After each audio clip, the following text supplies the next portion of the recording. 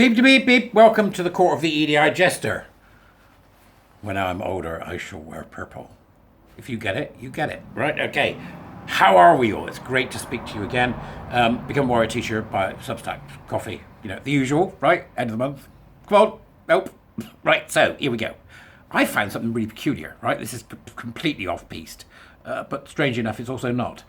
There's a website called the National Education Policy Centre, which I've come across. It's the most peculiar thing that I've been trying to get my head around. So I thought I'd run it by you and see whether or not you find it interesting. So let's put up the flagpole, see who salutes, right? This is probably useful if you're a teacher, or if you're interested in research and academic perhaps, or even just, you know, like me, Mr. and Mrs. Average. It's called 7 Ways to Make Equity Research Matter More. Now, you know me, and mention the word equity, and outside the financial arena, I'm going to slap you upside the head, right? Okay? Because equity is so damn dangerous. But this is what they're talking about in terms of research, okay? So pin back your luggles and let's have a look at a bit of this. And I put the article in the Dubris so you can read it yourself and have a think about what exactly these people saying. This is in relation to the social sciences. That's 2 words that probably shouldn't be together. So researchers who study inequities often hope to help reduce them, but can they? And then there's a question mark. Yes. Well, that's, you know, there's your conclusion to hypothesis there. NEPC, which is the National Education Policy Centre, fellow Elizabeth Mohay, Dean of the Marshall Family School of Education at the University of Michigan, argues in a recent essay called Socius, Sociological Research for a Dynamic World. But, she writes, if they are to do so, i.e. if you are to help reduce inequities during this is critical social justice there, wrapped up in an academic package. She writes, if they are to do so, some important things must change. I believe that research can make a systems level difference. Here we go, systematic oppression. Right, a systems level difference. But the social scientists must take a step back and reconsider the methods used. Here we go. So we're going to disrupt what's going on, step back and look to see what we can disrupt. The voice is privileged, and the practices for teaching a new generation of scholars. So step back and reconsider the methods used, the voice is privileged, and the practices for teaching or learning from a new generation of scholars. So what they're saying in that, the voice is privileged is code for end meritocracy. I hope you're reading along with this, because this is, you know, this is real. This is how they hide it in academic language, which is what makes it, I think, an interesting experiment for us to take part in here. And the practices for teaching or learning from, that's struggle sessions, okay? A new generation of scholars. So look at that again, just look at that paragraph again, read along here. If they are to do so, i.e. if they are to change and make sure that they help inequities in social science studies, if they are to do so, some important things must change. Research can make a systems level difference. We will disrupt the system because we believe there is systematic oppression. Do you get it? Right? Okay, this is just the first paragraph. I believe that research can make a system level difference, but that social scientists must take a step back and reconsider the methods used. Right? So we're gonna do away with the idea of the scientific process, forget meritocracy, take a step back, let's see how we can do this differently. We want to change the voices that are privileged, so i.e. those that have enough to add to the field because they're meritocratically enabled to do so. Those are the voices that we must reconsider. And the practices for teaching, brackets, or learning from. That's, we will capitulate to the lived experience of others despite us being more expert in it than they are. Are you still with me? I know this is the second time we've been through it, so you're still with me, right? And the practices for teaching or learning from, and then the words, a new generation of scholars. That is, you will listen to the children. You will listen to the youth. That's a paragraph of Maoism, dressed up as fancy, flowery academic language. Do you get it? Do you get it? Let me know in the doodads. Doodads? Dubris. I'm going mad. In her commentary, Mohay lays out 7 steps that social scientists should take if they want to maximize the chances that their work will decrease inequity rather than merely describing it. So what's being said there? Think to yourself. Mohey lays out 7 steps that social scientists should take if they want to maximize the chances that their work will decrease inequity. I.e., how can we get social scientists to become activists instead of people working in a field that requires the scientific process, that requires deep thinking? How are we... Don't describe it, we want you to be activists. So stop talking about it and do something. How do we make the social scientists an activist discipline even further? Are you with me so far? This is how they hide this in language, okay? This is what's so interesting. I thought when I saw this, I thought, I'm going to use this. I'm going to give the good folks, the Twittoids and the Jesterites, a chance to have a look at how exactly these academic flummery merchants can obfuscate and lie. So let's have a look at the first one. Diversify. Like others before her, Mohey argues that the ranks of social scientists need to grow more diverse. Right? So what they're saying is we must use equity to pick people based on immutable characteristics so there's more diversity. However, that's only part of the solution, but that will never be enough.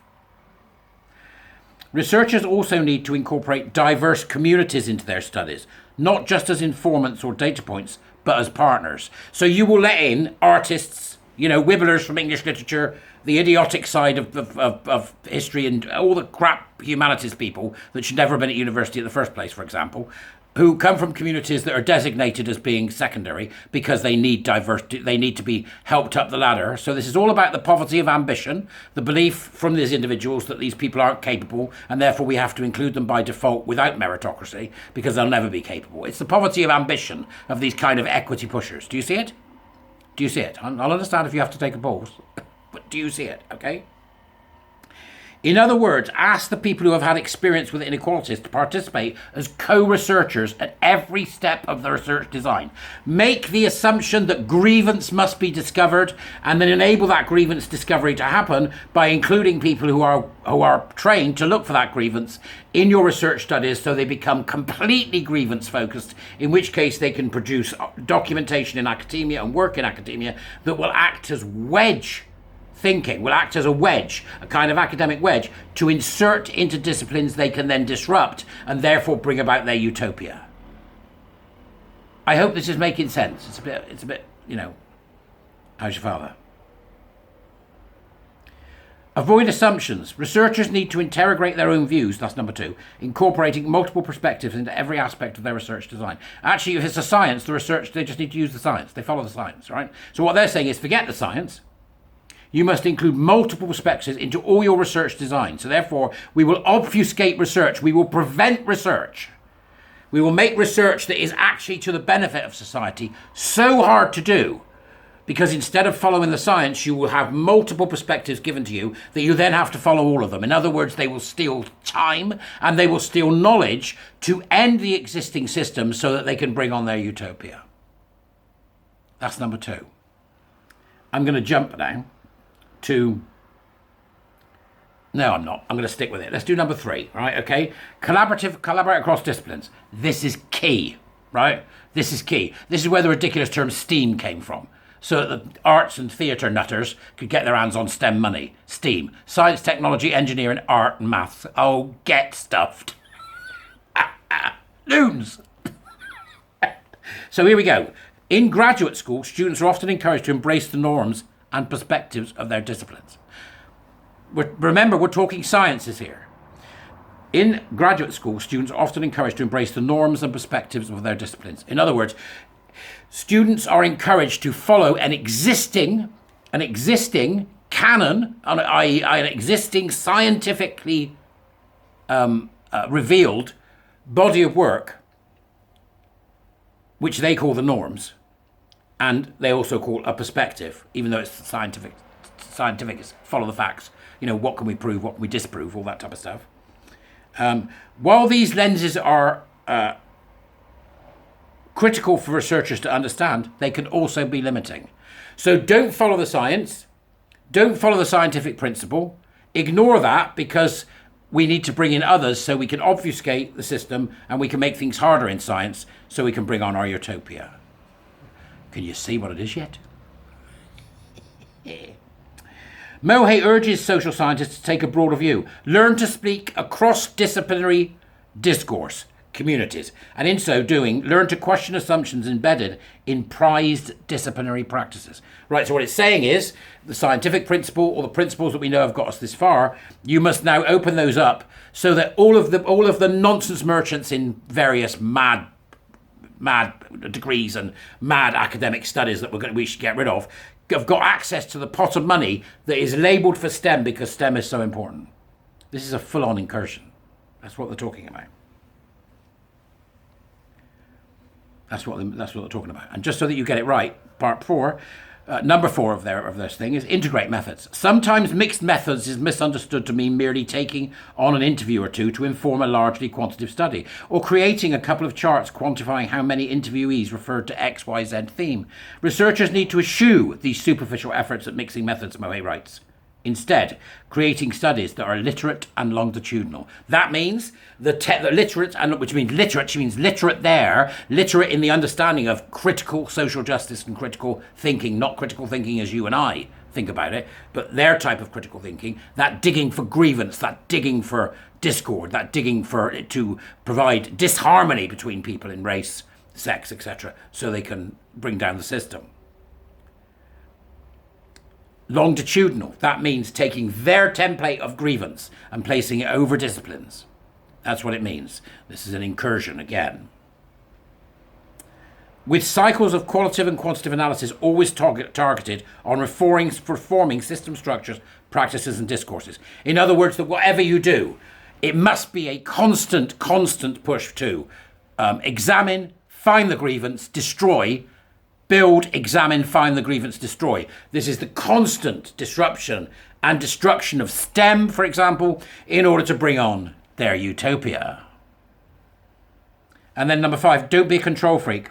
Social scientists spend a great deal of time and efforts to isolate the phenomena they are studying by controlling for or setting aside coexisting factors that have potential to impact their outcomes of interest. With equity-focused research, however, Mohe suggests that these other factors should be front and center. Yeah, I bet.